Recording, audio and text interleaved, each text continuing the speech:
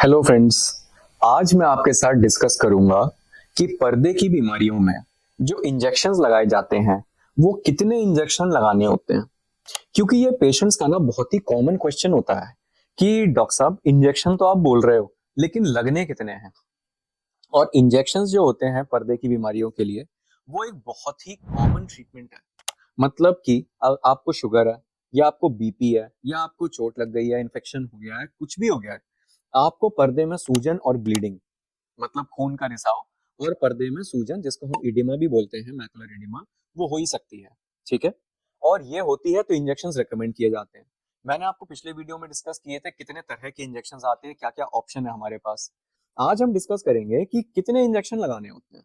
क्योंकि हर पेशेंट, मेरी retina practice है, हर पेशेंट ये पूछता है डॉक्टर साहब कितने इंजेक्शन लगेंगे।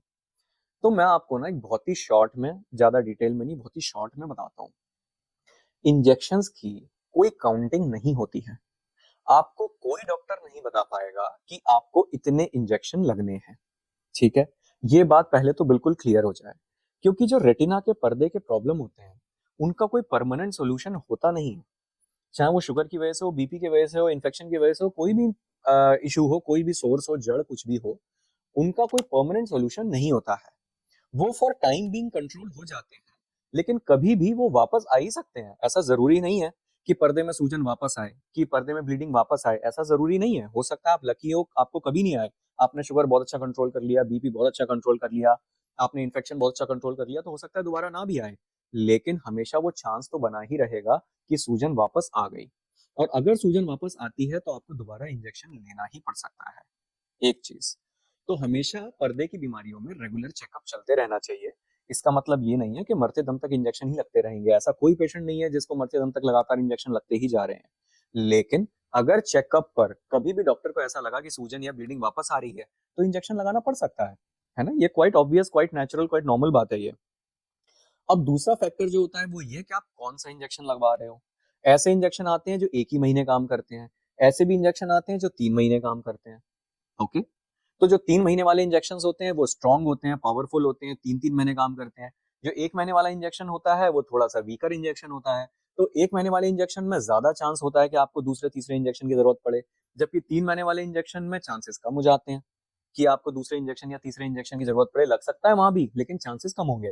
तो ये भी डिपेंड करता है कि आपको कौन सा इंजेक्शन लगाया गया है या कौन सा इंजेक्शन के लिए आपने ऑप्ट किया है।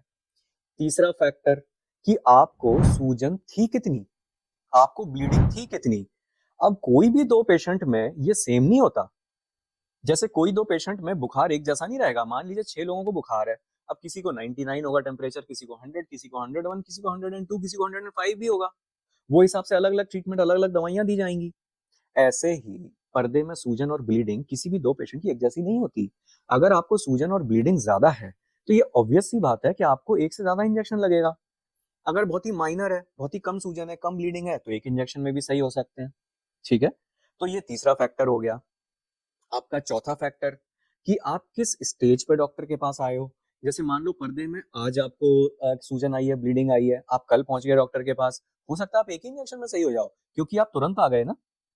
लेकिन नॉर्मली जो हमने प्रैक्टिस में देखा है तुरंत कोई आता नहीं है।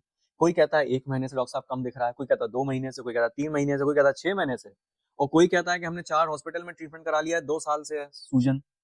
तो जो 2 साल वाला है उसको डेफिनेटली ज्यादा नंबर ऑफ इंजेक्शन लगेंगे। और जो तुरंत आ गया है, जिसको कल ही प्रॉब्लम आई है, उसको ऑब्वियसली कम इंजेक्शन लगेंगे। अब हर पेशेंट का ये डिफरेंट होता है। जिसको ज्यादा टाइम से प्रॉब्लम है उसको ज्यादा इंजेक्शन, जिसको कम टाइम से प्रॉब्लम है उसको कम इंजेक्शन। ठीक है। अब हम आते हैं पांचवें फैक्टर पे कि आपकी जो पर्दे में सूजन और ब्लीडिंग है वो आई क्यों। वो शुगर की वजह से आई, बीपी की वजह से आई, इन्फेक्शन की वजह से आई, किस वजह से आई। और आपने मान लो सपोज शुगर की वजह से आई। अगर आपने शुगर बहुत अच्छा कंट्रोल कर लिया तो ऑब्वियस सी बात है आपको कम इंजेक्शन लगेंगे। अगर आपका शुगर कंट्रोल ही नहीं है, कभी 250 रहता है, कभी 100 रहता है, कभी 350 रहता है, फ्लक्चुएट कर रहा है, तो ऑब्वियसली आपको ज्यादा इंजेक्शन लगेंगे। अब ये भी किसी दो पेशेंट का एक जैसा नहीं होता कि सबकी शुगर एक जैसी थोड़ी है। किसी का 150 है, किसी का 250, किसी का 350। 350 वाले को ज्यादा इंजेक्शन की जरूरत पड़ेगी, उसको ज्यादा प्रॉब्लम होगी, ज्यादा सूजन आएगी पर्दे में, 100 वाले को कम होगी। तो मेरा कहने का मतलब है कि बहुत सारे फैक्टर्स होते हैं जो डिसाइड करते हैं कि कितने इंजेक्शन लगेंगे।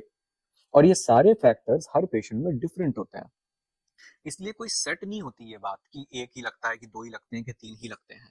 That completely depends on all these factors, ये जो सारे फैक्टर्स मैंने बताए, तो इसके हिसाब से डिसाइड करना होता है। हमारा इंजेक्शन लगाने का बहुत ही स्ट्रेट फॉरवर्ड बात होती है, हम स्कैन करके देखते हैं। ये कोई मन की बात नहीं होती कि मेरे हिसाब से इंजेक्शन लगना चाहिए और मेरे हिसाब से नहीं लगना चाहिए, ये कोई डॉक्टर का मन नहीं है। स्कैन होते हैं, स्कैन पे अगर स्वेलिंग है, ब्लीडिंग है, तो इंजेक्शन लगना ही है। अगर आप नहीं लगाओगे तो आपकी विजन समय के साथ कम होती जाएगी और वो परमानेंट लॉस होता है, वापस आएगा भी नहीं।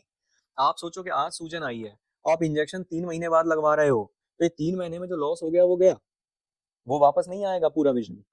तो जितना जल्दी हो सके अपने को इंजेक्शन लगाना होता है, ना कि लेट, और लेट करेंगे तो विजन भी कम लौटेगी और इंजेक्शन भी, नंबर ऑफ इंजेक्शन ज्यादा लगेंगे।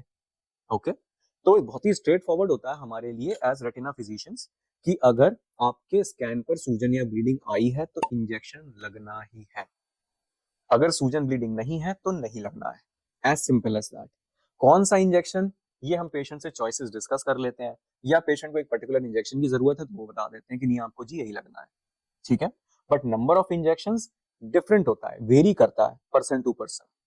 आई होप कि आपको मेरा ये जो पॉइंट है ना लाउड एंड क्लियर समझ आया होगा, और कुछ आपको प्रैक्टिकल बात समझ आई होगी कि कैसे ये चीज फंक्शन करती है। Okay, I hope you like the video, like and subscribe, thank you.